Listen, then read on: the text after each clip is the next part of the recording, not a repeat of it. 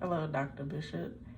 Today I will be discussing the Harding University Crisis Management Plan, specifically in the area of the pandemic. Um, with my crisis management plan for a pandemic, there were a lot of key components that I had to incorporate and also evaluate with looking at the plan. I was able to obtain Harding University's crisis management plan for all crises that they deem an emergency for the university. With that, I was able to have a foundation for the pandemic portion of my crisis management plan that I wanted to create. So initially, I looked through Harding University's pandemic section of the plan and analyzed it and tried to piece together some context and tried to look at it from their point of view of why they created the plan the way that they created the plan. After I analyzed Harding University's plan, then I looked at some areas where they needed updating or needed some addition to some of the resources that they had. After the analyzation and brainstorming, I came to a couple of conclusions that they needed a permanent pandemic facility, that they needed a dedicated channel of communication, and then also there were some duties that I felt like needed to be switched around, and also some additional resources that some of the departments were responsible for. But in the original plan, there was no details directing those departments on how to execute some of those duties that I saw. I took the direction of getting or creating a crisis management plan for a pandemic, simply because Harding had the plan, but definitely, in my opinion, didn't use it in confidence. It was there, but at the same time, it was like we didn't have a plan.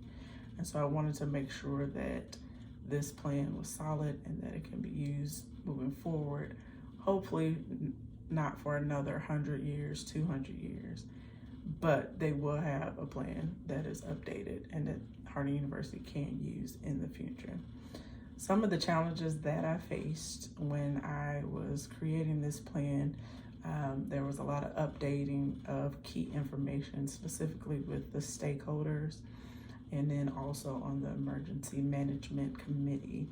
And then there was also the research of trying to find vendors to supply medical supplies that I wanted to incorporate in the crisis management plan. Just trying to nail down a vendor that would be good. I was even looking at the breakdown of prices for a lot of these vendors. And so that was a challenge, just trying to see which is the most affordable, which could be the most sustainable for a pandemic, for whatever duration that the pandemic would take.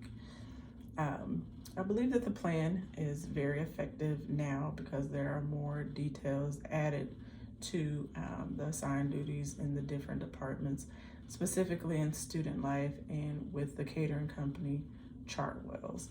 I added more details and more assigned duties to the Dean of Students in student life to help assist and create a better flow within the proposed permanent pandemic facility.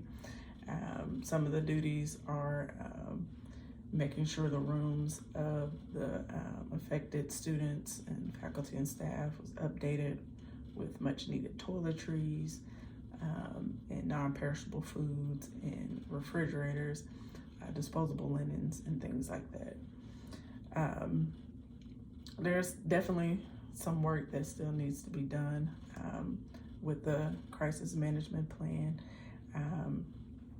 I found that there were a lot of key stakeholders that needed to be listed. I tried to make sure I listed the main ones like the CDC and Unity Health, the local hospital that can service some of the people that are affected by whatever virus that comes through. And I believe there are some more stakeholders that could be added to the list. Of course, the typical ones was alumni and board of trustees and students and parents as well. And so that's some of the work, and also developing more ideas with HR and just seeing how they could be incorporated more with the pandemic plan. Overall, I really enjoyed creating this plan. I had fun gathering information and just seeing what worked, what wasn't going to work, and then incorporating new ideas to the plan.